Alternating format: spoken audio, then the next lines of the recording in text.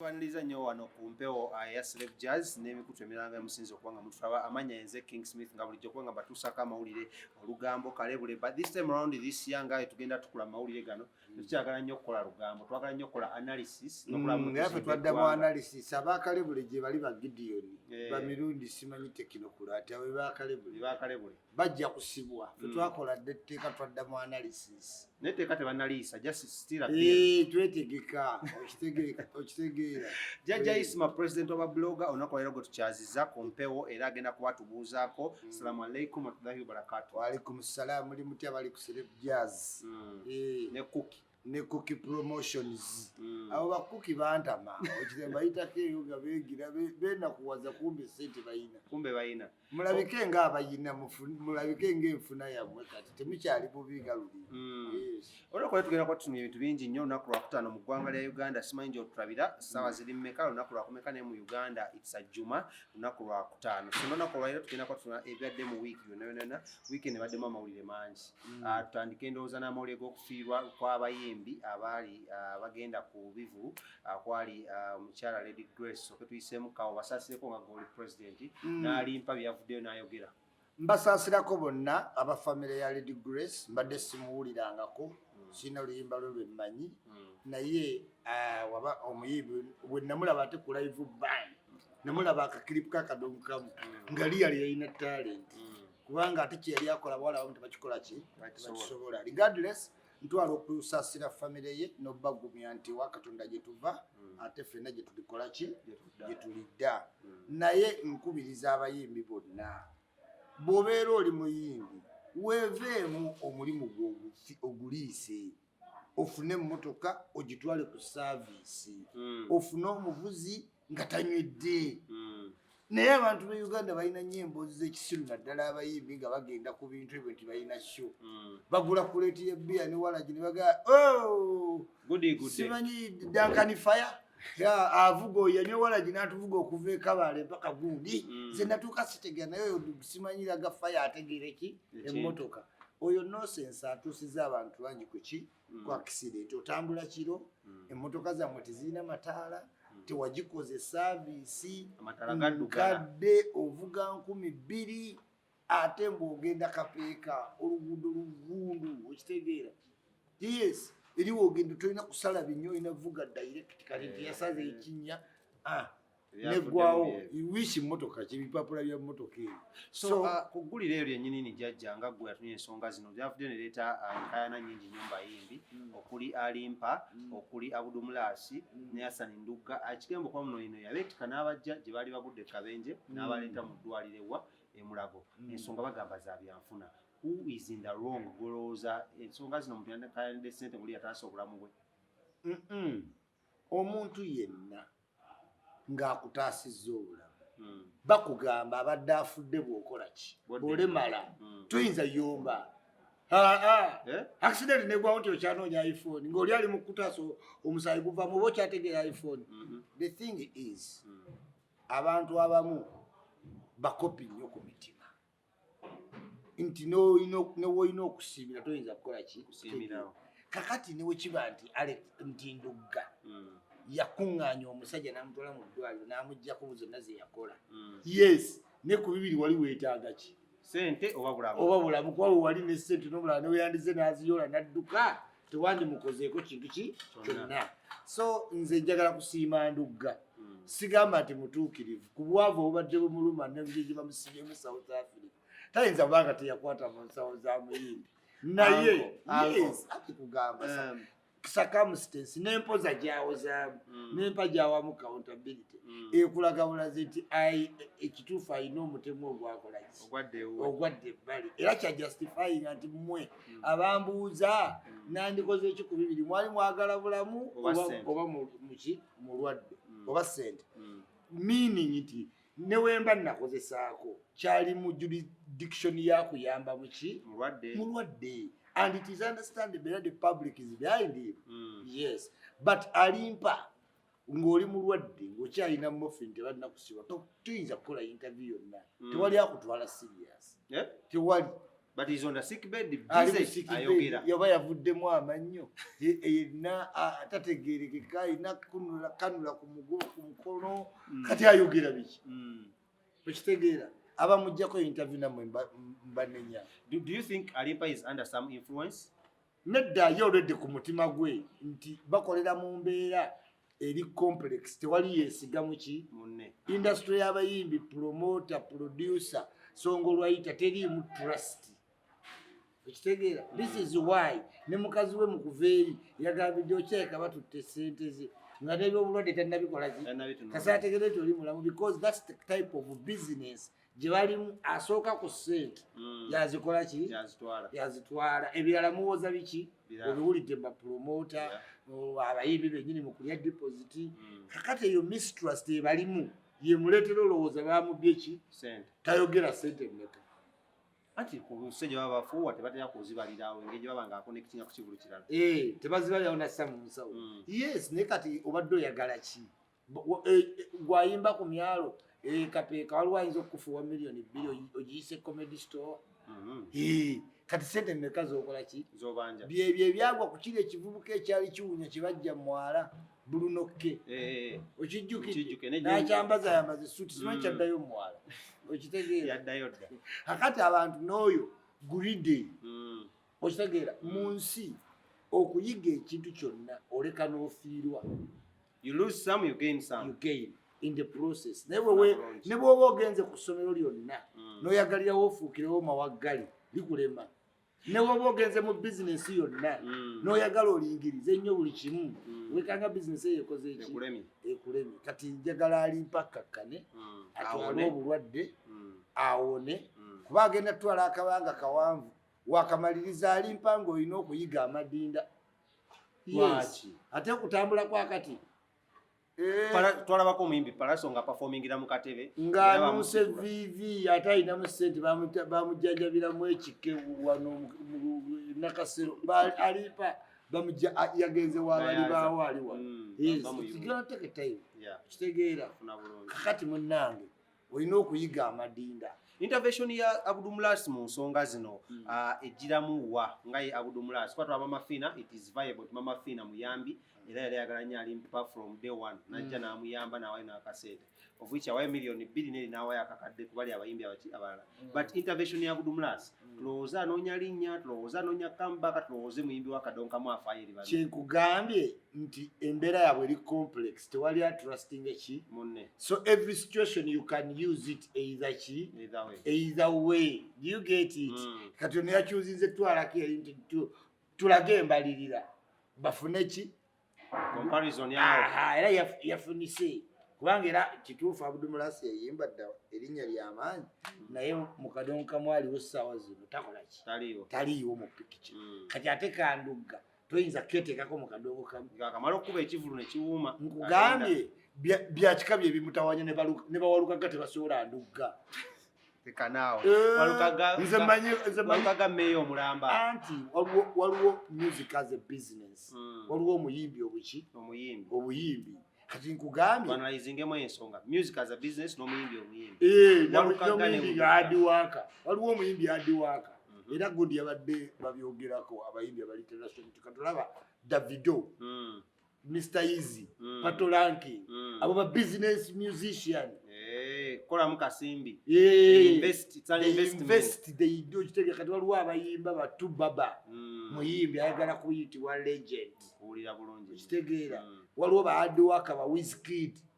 ateekamu 100% kati waliwo Mr. Easy ayina oluyimbo lumu naye yakula n'emikwano gy'emigagga kati nga kyalina okukola kuleeta idea ki abagagga mwe bayinvestinga nayimbayo oluyimba lumu naye wanexbet kati agenda anoonya talent mu Africa kozi agundi bagiyita ayina ne record label bagiyita Empower eresa abayimbi bangi joboyi mwe yava tulabe baani kati ekyo kyenkugambye nti waliwo omuyimbi mu business kati walukaga muyimbi wakadonkamu and business and showbiz kati ono bamudugga buyimbi buyimbi omanyi omusajja gwe bayita Sir Masias Kiwanuka namuwulirako ayimba akaalo ka Buganda akadda akaalo kati oyo muyimbi buki naye tamanyi showbiz tamanyi nangeri yakugjamu music ki sente. Okay. Kale nga tuzeeko katono nnyo tuvuddewo ku nsonga ya Limpa your last word ku nsonga nga tugiggala. Limpa njagala musaba kimu temumuggyako interview ng'ali mu ddwaliro era byonna byayogedde ng'ali ku ddwaliro njagala muwa benefit of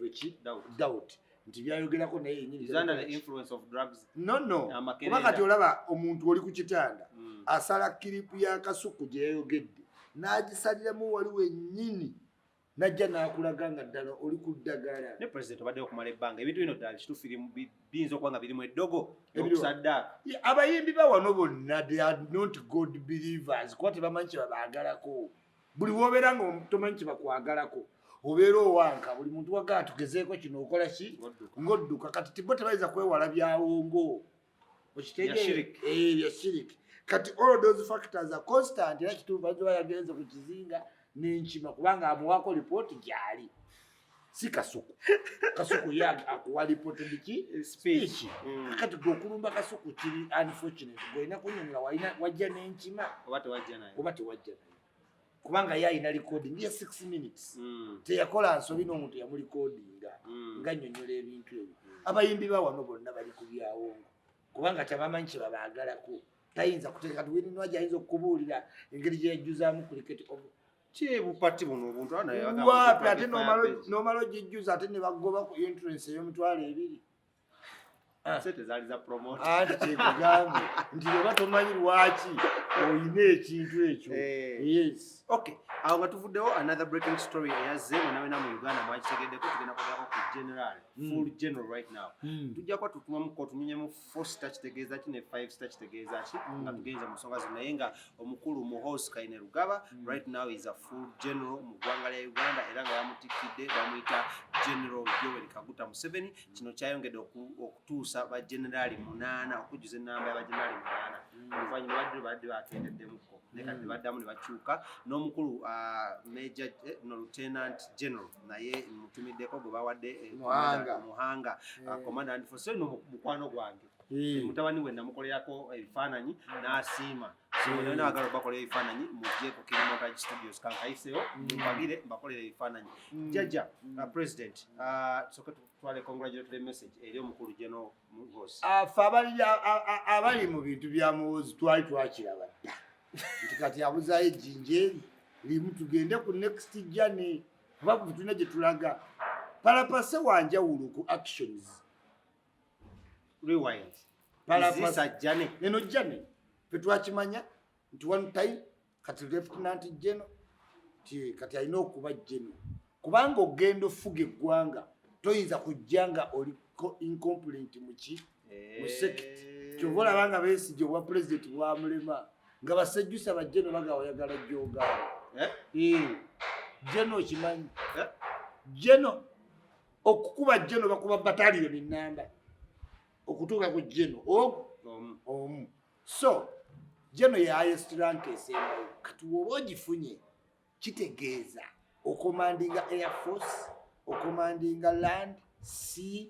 all armed sectors abo be bajjeno kakati oyingira mu byobufuzi ng'olina power ku magye kubanga jjukira amagye order ni order kati jeno ku ordaringa ekintu n'ogaana ekitegeera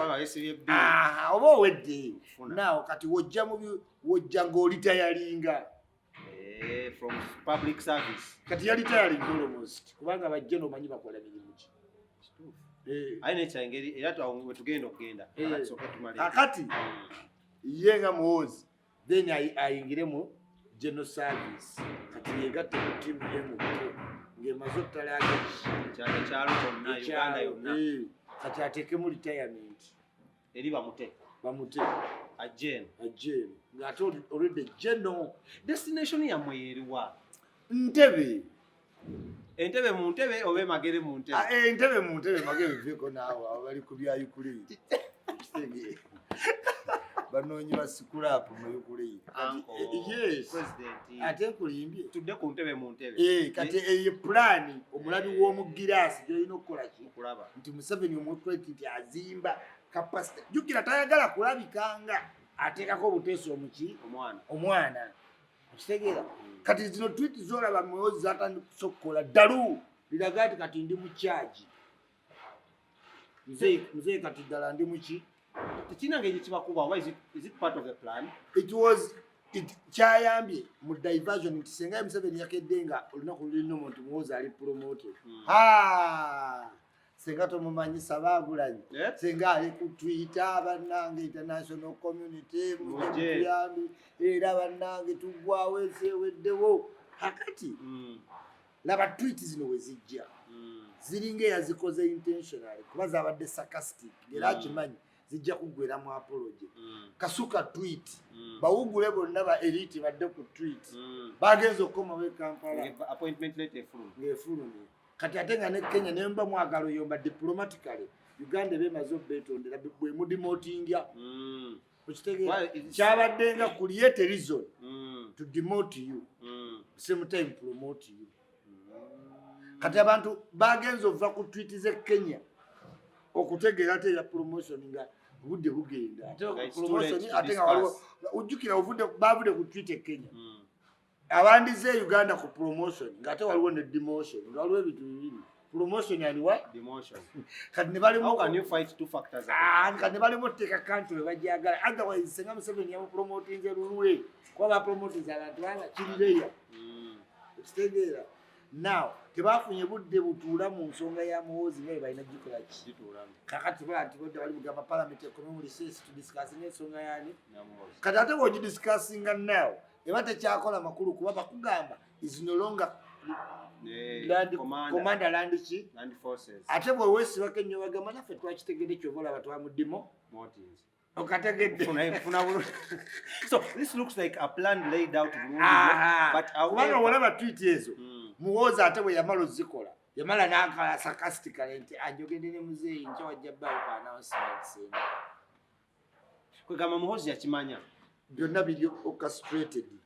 Is this a blessing in disguise? Nadaba na Uganda. Yes, bolaba timu ye bolaba kati timu ya Muhoozi omanyi presidents are made. Presidents are not, you don't just come from somewhere nogamba mukazi omanyi lumunja kufulako first lady abintu si bya kusuubiza. Presidents are made. Kings are born. Presidents are what? Are made. You have there is a process of making you. Akati mulaba pattern. Yino kanji kugati. Nti Andrew Mwenda yasoma ne Muhoozi. Andrew Mwenda abadde advisor wa President Museveni ne Kagame same time. Renowned journalist here and internationally. Kukiwulira? Kakati gatta pattern nti Andrew Mwenda omulaba. Kati Commander Land Forces Muhanga ye Muganda. Muhanga Muganda wa Andrew Mwenda. Muhanga ye mukulu wa Andrew Mwenda. Sabule embaga. Kakati ya Andrew Mwenda ate mukwano nnyo gwa advisor wa General Muhoozi. Olaba kyekugamba nti bo building down up. Naye mwagala up ate mulowooza ku ki? Nti mwagala sema Bobi Wine afuke president ate Bobi Wine abakubirize mugende mwesimere kubwero sina bwo tubukole ki? Yet mwandibadde mwajja mukola ki? Mulya wansi mulya wansi Museveni agenda okujjukira nga wansi yonna baamukola ki? Tolaba mu Kampala kye baamukola baamukuba ku kanso ku ki? Konna kuba baamuva down up. Yakitegeera yakitegeera naye ye process ki entuufu. Kati olaba gyegattidde ya Andrew Mwenda nti ye advisor wa Muhoozi amuli ku lusegere ku kido. Kati ate muganda we ye Commander Land Forces Mbasumba ddi abadde ttaano wa taata we emyaka 8 ye CDF. Okitegedde kati building a capacity mu media NBS bakanali ba Isabella Tugume Lushire nkufuna entertainment kyekimu tewakyali monopoly y'Abaganda kwepaaka mu Central. Kimanyi muyimbi w'omu Central balina Reigi comedian balina Mwangi presenters Mbabazi Mtumusiime yani mukyabalumyaki kati eyo gye bayita workout ki plan. now ye muhoozi time yetuuse kuba yagambye 2026 gajja kuba emyaka 4 agaba revolutionaries nga bakoze era nga bamaze okukkiriza nti bakoze fenga mwana yenki kituleka waffe jjajja mwe abalina Uganda ababulijjo ba Smith ba Sanchez ba Cookie omanyi government yonna bw'oba toli mu public service service zaayo kitono nnyo gulaba byekkolera tewaba omuntu wa wansi aligamba nze sitegera gavumenti byekolera kuba services zaapeninga mu ngeri ki ndala nnyo kyo kituufu kati nze okulaga omugaso gwa General Muhoozi okutuuka ku bwa president kizibu simanyi ng'egyo kirowoozaamu oyinza okugamba njagala president muki mulala naye nze nkulaga capacity sifayo oba oyagala mulala oba kikubala naye aba mulala naye nkulaga building of what capacity bajja babuildinga kati for me tweets ezo zabadde diversion aba opposition bagenze okudda Uganda nga bamugjeeko ng'ate bamupromoting olutalo lwa Kenya ne Uganda naddala ku social media gwokolera kobeera kusiiba oli updated akukomawa ogyeko diplomatically biri bitatukwatako nnyo Kenya tweyagala nnyo nawe bwaliwo wetukola abawala b'e Kenya n'abalenzi b'e Kenya ne tubeerako wiiki sukuma wiiki Uganda ne Kenya tunoonya kitutambuza nabo banoonya kibakola ki kanazo tuti z'abayambi emboozi naye eri e Kenya nawe eri ewa kyekibozibozi ekitambuza ki system kati nabo bali awo era Uganda kyalo okuffe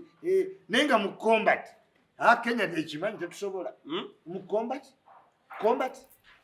ate baali balwanya butalo ki balina weaponary arsenal balina ebyuma bansingagga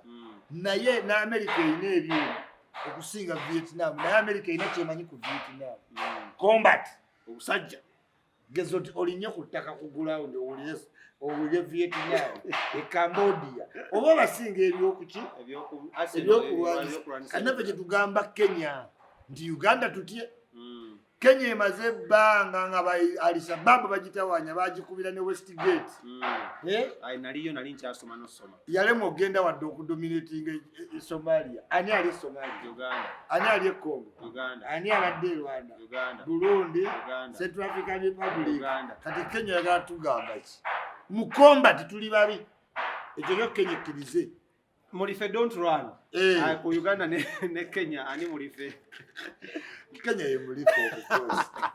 mulife don't run Kenya kati akatwiti obutwiti ne kabatuuza kinanyaga byo dolo tunatandika omumakinga amaje ku border but all in all we are friends with Kenya tewali kyamaanyi to be honest ezo bazita reckless statements la president yagenze maaso nakola apology on behalf of General Muhoozi General Muhoozi nga commander land force ng'oyagala kukulembera ggwanga si kirungi oteeke bantu mu light nti ebintu ebyogerwa bikufaanana oba okitegeera kuba bakulitiki kibali eno tukola oli mutamiivu oli olawuze ate nawe yennyini n'ogera n'okola ebintu ebiriki more of the same abakulwanirira oba otuteeka mu position eki enzibu yes kamusajja buli walibuuza jeno mutamiivu jeno gundi ate yennyini yawandika juzi nti ali nange nnyo omwenge naye nsaabize bulungi Museveni olina engeri gy'oba bakulitiki basis y'okukola ki y'okucriticizinga as a president olina character z'olina otambulirako era kyobala bali abalala tubaganye tubagamba enneeyisa yammwe tefaanana y'abakulembeze ate gwe nawe toyinza kukola waasi. Kale, congratulations once again, General Muhoozi Kainerugaba, upon your appointment. Abana bagambye buno kati obwa General wabumaze mbubuzeyo obwa General Manager. 4-star ne 5-star byebiki ebyo olina ky'obimanyiiko nga ggwe? 4-star ne 5-star kite 5-star y'abaasembayo okudda ku field maaso. Naye ranks z'amagye ze mbeera mwe bayitira n'ensasula neki. Kati olaba tulina ba General 8. Jeno kuranka ya jeno wotukira ku jeno oba osomye emitendera gyonna egy'amagye oba osobola okukomandinga olutalo nga toli mu lutalo nga olaba ba jeno ba America babeera mu Pentagon naye nga bakomandinga olutalo kati yo capability ne capacity okitegeera okureadinga mind y'abasirikale okumanya coordinates olina okuba olina military science library ekitegeera ng'osomye ebyafaayo ng'olina ebintu ebirireetinga ku ntalo z'ogenzeemu era mu Amerika waba n'olutalo bagamba Jeno gundi yagenda olukulembera yali mu lutalo lw'egundi ekitegeera yali Afghanistan n'avaayo n'agenda e Kuwait yakomandinga battalion bweti ne bakuwa update watuuse kati bamuhoozi bajeno lwakuba na Uganda wali tebanategera nti military yatuukamu education kati tetukyalina bajeno nti olwokuba yeetise nnyo emundu kasiri eki gwanga ojja sigala kuba kopolo tetulina kyakukola kati bano basomye technology tracking military science bajja bayita courses sobola amagye teryakaayana naye ate abatamanyi ku byamagye yebakola ki era simanya atikidde mwana we leetayo owuwo ayina ebintu nga ebibye tumuwe kale eyo nga twagala okuvaayo still twagala congratulating omukulu era still muhoozi upon eyo gundi empya nalabye ebbalamu awo ng'ayisaamu eggaali akuba sauti ezitatuuse eŋŋamba byebyo tetulina kyakukola mukama atugemuliddeko balamu ye musanyufu kuba kati bino byotulabamu lwe lutalo olwali eruweeru kati balamu mujjukire okuva ddadda ng'atandike tuli ku musabeni ng'era yeesiba ku muhoozi ki kati kwe kulwana be bagenda okubeera wali mu gavumenti mukido weewuunyo bamwe kiministry kya entertainment yikyuli abadde apangisa be bannannyini nga ffe tuli ekkololo ffe tuli mu lutalo olwedde Going back twogereko kwogedde ku kyabalamu nenzijukira saga twogereko ku Uganda Stream Week mukulu Sipapa hasn't appeared yet in court Catherine kusasira bamabanja agamutwala n'ennyumba bagitadde ku bagitadde ku auctioning bagenda kwa bagitunda ekintu kino naddala mu abali side zeno abagamba MUHOOZI project abagamba NRM n'ensonga ezifanaganako ngezo tugenda kukola tyanga babatwala nnyo ng'amakomera gasusse nga mususse okwavuwala kiki temusasulwa financial discipline ya buli muntu mwenna ku mulimu gyokola babasasula mwenna sente muzikozesa kyekimu waliwo afuna sente n'atuuka ku ewaka ng'asigazza kitundu ne wabaawo afuna sente ng'afuna ntono naye ng'ate atereka kinene twafuna ekingi omuntu yenna okugenda mu mabanja ne batwala ebintu bye it is financial discipline tekiriiko oba oliwo NRM oba oliwo FDC oba oliwaki UPC NRM bw'ogiwagira tiyo tegenda kukwatira sente ze zikubalire ne bw'ozikozesa ekuwa kwata sente zo ziteeke mu bijanjaalo enkuba omusiri wegukuba bad luck mu business ate okwewola si kintu kibi ensi zonna abantu batambulira mu kukola ki okwewola kukuyamba ki financial discipline nga bwe bagamba nti wali abantu atasobola kwefuga nga tasobola tereka mitwalo emeka 5 naye ate nga bwe yeekomiitinga ku mpole ng'atya nnyo ebbanja ng'ezo zazikola ki kyova olaba abakazi basasula mangulooni okusinga abasajja kubayo omusajja omukazi talina teyeegumya agamba bannaye artist mama Duncan nyamba tunaamaliriza naye nga nze ntute sente z'ekibiina kubanga ali committed ku bbanja liri naye senga zibadde zize Jacinth ubwo etereka wali mutwalo takikola ki so kati kusasira waddembe okwewola n'ateekayo ennyumba wabula kiki ky'okozesa essente ze weewoze bantu bangi mu Africa beewola n'alwana ne looni okuyitamu n'alwana ne looni neeyitamu nga ya miliyoni ana n'asooka agulako siyenta nagamba wa miliyoni ana tatambulira ku boona naye nga project yeewola sente naye n'asooka n'agulako liability ekitaza namagoba awula nga kati tusaasira mukazi ali mu showbiz ekitegeera toyinza buuza sente zirazeewa aludde nga tayimba naye ng'alina okuba mu appearance ekitegeere ndowooza kyekyamuviirako teekayo VAT ye ndowooza ng'alwana kukola ki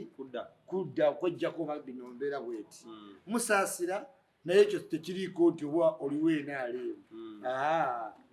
financial discipline and business oyinza okukola business omanyi lwaki ba businessmen tebeesekerera kubanga the deal might have come to you bantu ne bakutunuza mu golodi ng'oli mugagga Smith n'omuyingira n'ofiirwa obuwumbi bumeka 2 bagagga tebaseka kuba muni bagamba abakubanga golodi ddala singa ali mu buwumbi bumeka do you get it bagiyita deal gone ki wrong so ekyo tekiriko okusekererwa nti laba ab'NRM yes si papa n'ensonga ze musajja wange nnyo baloya bamuvaamu ensonga ziryawo matankano omukyala bakyagala nnyo muta maama ye finally baamala ne bamuliriizinga ku bond naye sibitegeera nange teyatta muntu si papa yajjako mujje ki sente eyo discussion nyangu mu kkomera ekisooka obanga boss noyingira luzira bakuwerawo obufaliso bwo ne bateekawo bokisi wosula abantu ne babaga mweyongere eri mwenyige nga bwe musobola ne nga temusembereddewa si papa kutidde benti mutwe baali balapi mu kkomera ekitalya yate waliyo ne tv oba ku sipaaka ekitalya ng'olaba kakati si papa ate olwedda luveebweru ng'erinnya balingola ki baliwulira si papa si ye mutiitiizi obwo obulamu si kyamanyi eri si papa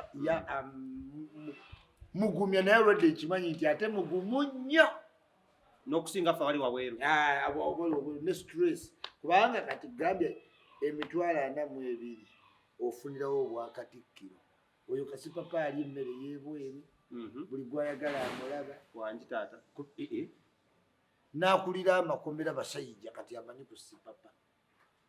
basajja era afissawo ne ku budde najja alabe oba si papa ali bulungi obadde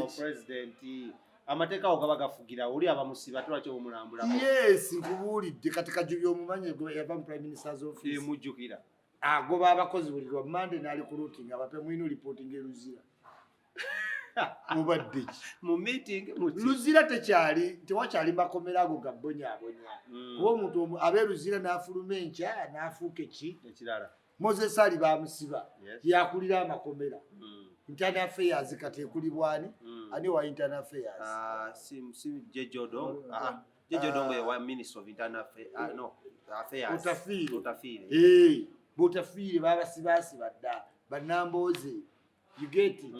so that is how Uganda has changed ekkomera lyakyuka kati ekkomera ki college of understanding omuntu agendayo nadda nga abanguse wiki bulungi era nze mbakuba sipapanga n'emitwalo 45 eja dola girute sente nange simanyi nazissa nentuula emyaka 6 solid emyaka 6 omuntu bamuta n'akomawo ng'okyali mu apartment tebakwongezanga musaala nga t-shirt okyalinawo zezimu ne bamuta n'ajooga nkutidde ge magezi g'omuwadde president mbakuba nga ndina sipapa nga azirina nandimuga esente tuzisimira ekinnya ogende wali ogambe girute watya nga taziina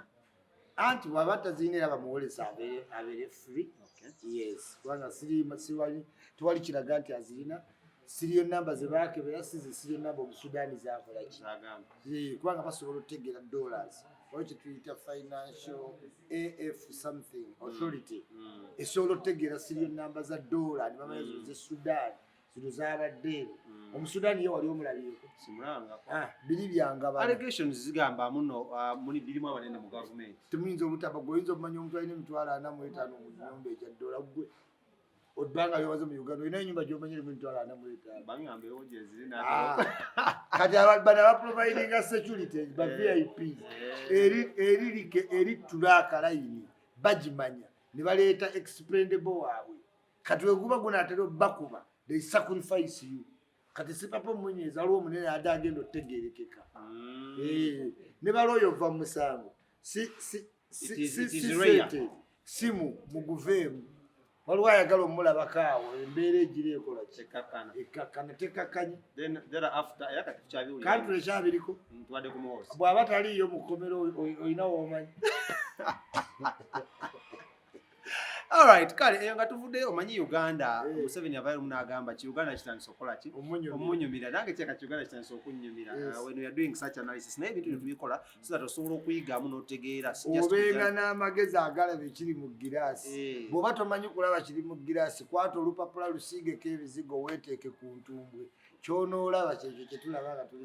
weebale nnyo netujja just netubikola bukozi just ku munyumirwe but obeeko kyoyiga ate nawe bwangule nti nensi era bayize kiba beekuumiddewo kitegeddewo nnyo kale nga twagala okuba nga si tugenda ku nsonga eddako yeya Victor Kamenyo wategeera ebyamugwako tujja meza n'ensonga ya mukwano gwo Lwasa kasooka ya Victor Kamenyo mu zino stories mubamba amaca ne bakafulu Victor Kamenyo ngajja omukyala amugendako ono omukyala ye mukyala wo okubiri kanisanga okubiri si mama w'omwana oli omunyarwanda eyasooka kati omukyala amugendako nga Victor Kamenyo agw'eddalu nga bamutwala mu ddwaliro ambulance zizze agenza okwetonda akaabye amaziga afubye n'oluyimba munnange oyo naddulama omupulaningi omukasitreeting omanyi kati Kamenyo batuuka omanyi bw'oba oli wa kisiraani n'ettooki ekwokya wangi taata bw'oba olina ekisiraani n'ettooki ekola ki ekwokya eneyamanda netooki gyocharginga tooki yennyini ey'amanda bw'oba olina ekisiraani yo yennyini eyinza n'okukwokya kati Kamenyo yalinga ekyo nti oluyimba ennyama etaliimu ggumba oli yalujje mwani mu lwa Kamenyo Gravity yayoza mu lwani naye Gravity neraaka ennyama etaliimu ggumba neefuuka ki ennyama kati nga Kamenyo talina kyakukola n'agamba omusajja nga wabanga atambulidde mu ngoma yange nange kankole ekivvulu kiteekeko katemba yoyo katemba gwe yataddewo simanyi yeekubye ettatu weekuba ota ettatu ku mabeere agaasuna emibiri gigino egy'abasibiti gwe balina okukuba ttatu oba oyagala ttatu genda okole ekifuba naye yakubye ku nnywanto zennyini ekitegeera ninga Kamenyo abadde ki awo wonna alanga kivvulu kiri wali mukono ewantoni eyo n'okkirira yes kyobola yitadde ku independence ayozeemukko kuba omusajja yamulese siteeki musajja kiri kyawuumiza ku wicket oval kati naddula amasimanya twawulidde emiranga soka tumayize ekyakamenyo naye nga wano mu perception mu showbiz perception kikulu nnyo kati gwowa omuntu gwomanyi nti ate simanyi kiki naye nga perception mu byalo eryetya eri waggulu Kamenyo seza ne kambuuzemu jjajja industry nekyasimbadde manyi obadde abantu babuvaako abantu babuvanga ku bubadde buli ggwayo tebusobola kubanga tufenze nawe ffe tukimanyi naye waliwo ali eyo agamba naye bannange agamba omukazi yamukoze kyobola kokakoleranga buli lunaku emanyi nti waliwo omuntu atawulira kokakola naye kanti music speak for you n'okola ekivulu nga taddemu kabadi anti asobola naye ate oli mu bayimbi abakola music ayeyogerera kubanga ne Gravity yennyini okukola ekyo ekivulu yakate ennyimba 6 Chameleone Forever yamuta COVID ng'atandika n'akula mpola n'ayita mu COVID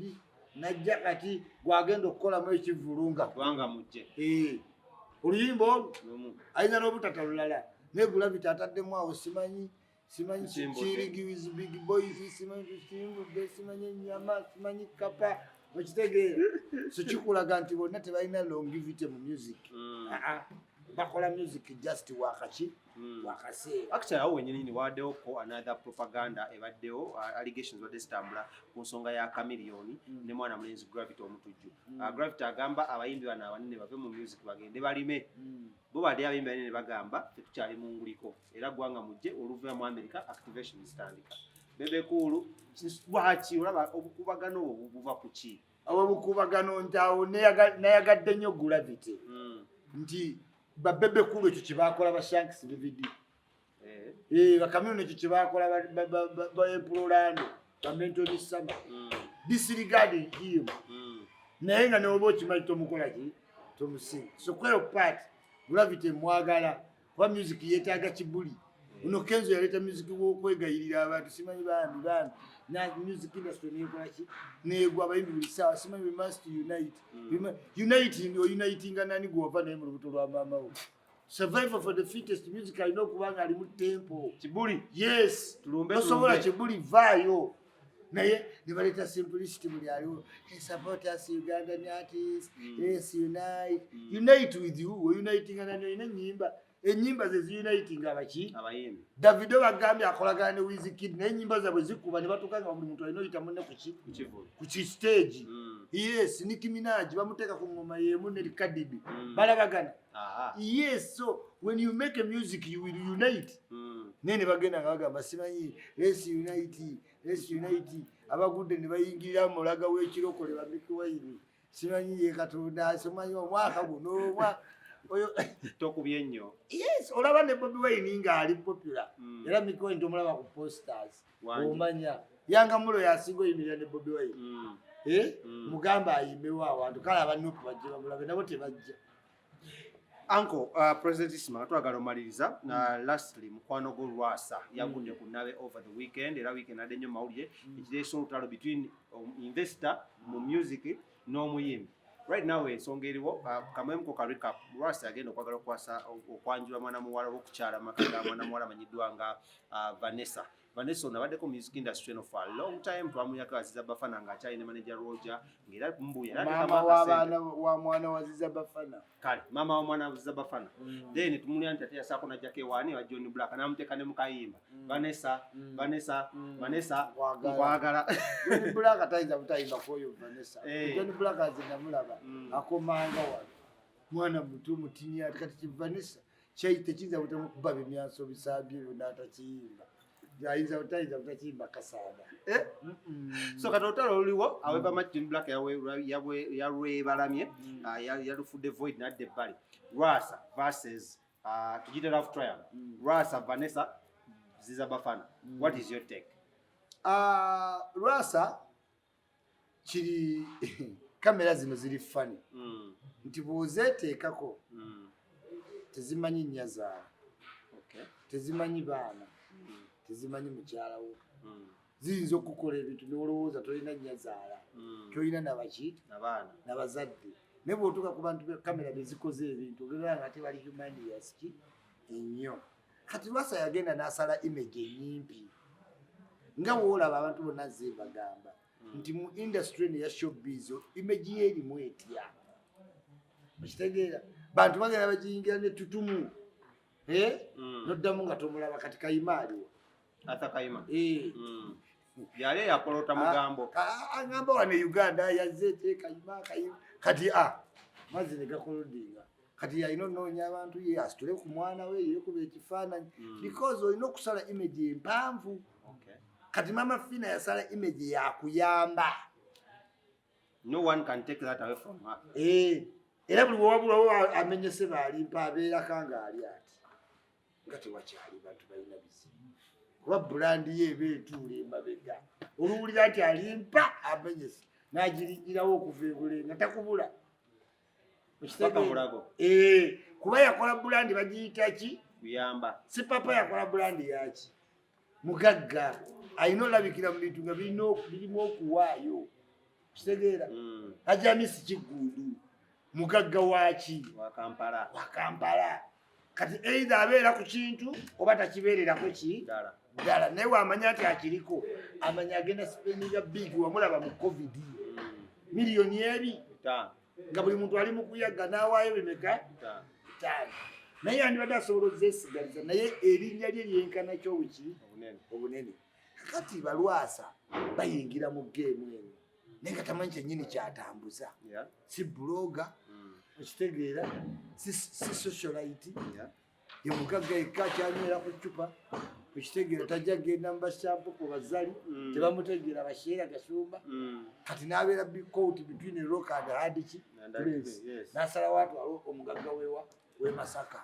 kati omugagga we Masaka n'afuna abamukolera social media handles ne batandika omutambuza kati kiri kye yafuluma nti ayina kannatti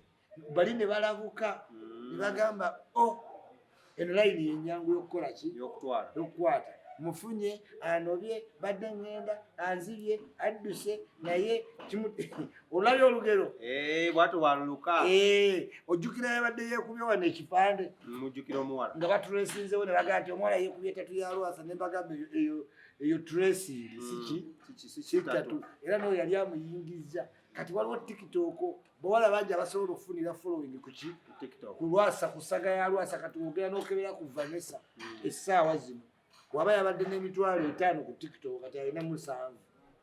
do you get it funa bulungi kati tazi ye brand bali aba manager gye bakuliyetinga mbadde mufuna abadde antwala ewaabwe aŋŋanyeeyo naye nga abasajja lwasa alina zaadiwe simanyi oluse kati gye yajja essukaali n'amupakira ku mmotoka naye nga amutwala masaka mpulira sente zakomye wala zikomeza milioni 13 byebyo bigenda kuddaawo kati interview egende wa Vanessa era nze simuyinaako obuzibu namugambye ebintu bimu wiiki 2 wiiki mmeka ekitegeeza after 2 weeks balina okudda babuuze Vanessa abikoze eki bituuse baddeyo ewaani okitegedde asigala ali muki mu mawulire kale ndowooza tugenda okuma olunaku olwaleero tetulinayo point tweseewo ekiba tuleseeyo point endala yokka gye twagala okumaliriza nayo twagala osindika obubaka obwejjudde nga buno buli solid with family nga twagala otegeeza abantu nti omuntu watandika obutakutya atuuka n'ayiga okumanyiira Daniela oyagala kuyita kati osusse mu kutya kati oyagala kukola ki kumanyiira naye tubadde tukusaba ekintu eki okwatemu kamiliyoni wo ye mutono nga ki omutwala Amerika oba okuba oba otuga naye omukyala gwe bayita Prosi mwesonyiwe kubanga asitula abaana bangi kamiliyoni munene gy'oli naye waatuuka mu famire ya mukyala Prosi mwana buki bwana n'oba oyagala okugamba kamiliyoni bigambo kimugambe naye toteeka mbeera eraga nti gwe oyagala kwewalana ne maamaani Prosi tukusaba mirembe nga maama w'abaana naye nga tukujjukiza sigo wekka alina abaana mweyo ki famire towandiikanga bintu bitajja ng'oli mukazi omukyala ayinza olwalira awo tojja ku kitanda okitegeera oyinza otogamba mbu abaana bange nali nabagaana okugenda wajjajja waabwe nga siriko manyi kitegeeza mu Luganda ekyo lwakuba oli mukakwa okitegeera naye singa obadde Muganda wantegedde statement eyo etegeeza ebintu bingi nnyo etegeeza abantu abali abantu abawa abantu obutwa abasezi okitegeera abalogo abalina ebyawongo oyinza okudda ku maama w'omuntu bw'atyo lwaki tewafumbirwa mu kigo n'ogenda mu badongo gwe yakulira mu kigo okitegeera njagala abantu muyige woova toyombye otera okukola ki maama